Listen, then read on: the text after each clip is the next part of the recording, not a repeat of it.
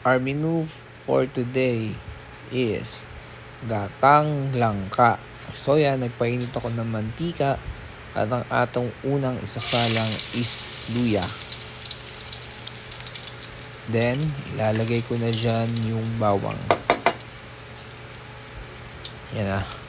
Nandiyan na yung bawang. Then, gigisa-gisahin mo lang yan ng konti. Then, to follow is yung sibuyas. Yan. Isang cloves nga pala yan ng bawang. Then yung luya siguro hinlalaki lang yung luya ko. Then naglagay na rin ako dyan ng kamatis.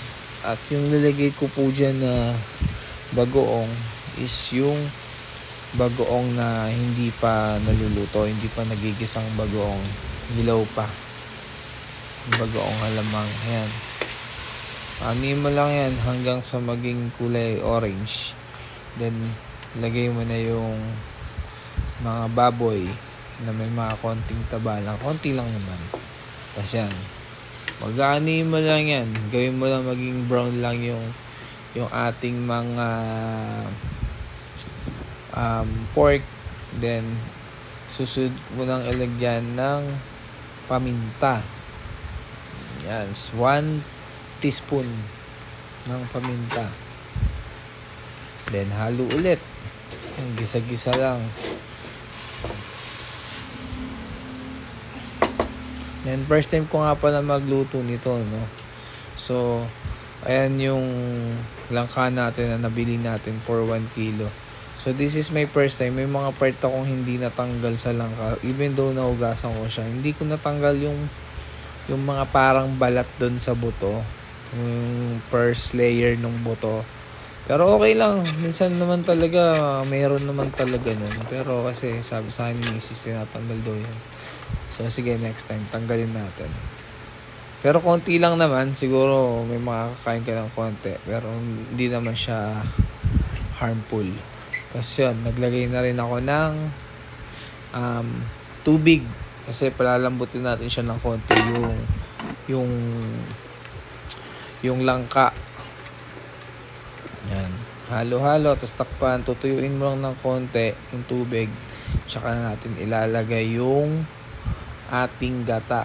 Sa 1 kilong gata, ang nilagay kong gata dyan is 1 kilo rin eh. Ang dami. So yan. Sagana sa gata. Yan. Si Mrs. kasi ayaw niya yung medyo to yung langka. Gusto niya yung nagsasabaw pa talaga. Tinakpan na natin yon after natin na ilagay. Then yan, kumulo na. Then occasionally, haluin natin. Tapos tatakpan ulit natin yan. Siguro, yung pagpapakulo nito, from 15 to 20 minutes, no? Ano ko na kasi yan, inisip ko na minsan yung video. Tapos yan, binuksan natin, kulong-kulo na siya. Then, halo ulit. Halo. Para hindi masunog yung ilalim. Yan, halo. Then, takip ulit. Then, halo. Then, lalagyan ko na nga pala ito ng hipon. Ang paglalagay ko lang ng hipon, since marami yung gata natin, nilagay ko lang muna siya sa ibabaw. Yung mga hipon natin. Then, tinakpan ko lang, siguro mga 5 minutes or 10. Then, naging ganyan na yung kulay ng hipon. Tsaka ko siya hinalo. Ewan ko ba't. Pero kasi pagka nilagay ko kagad din sa gata, medyo parang pangit na luto ng hipon pagka ganun. Kasi masyado para meron sabaw. sa tanggalin mo na yung pakbit dun. Kaya ginawa ko, yun ko muna siya, niluto ko muna siya sa ibabaw ng langka. Tsaka ko hinalo-halo, tapos tinakpan ko ulit yan. Ang ating sili sa hulihan lang para hindi masyadong umanghang kasi si Mrs. hindi masyadong mahilig sa maanghang. Okay na. Ito okay para sa aking mahal na nanay. Sarap. Sarap.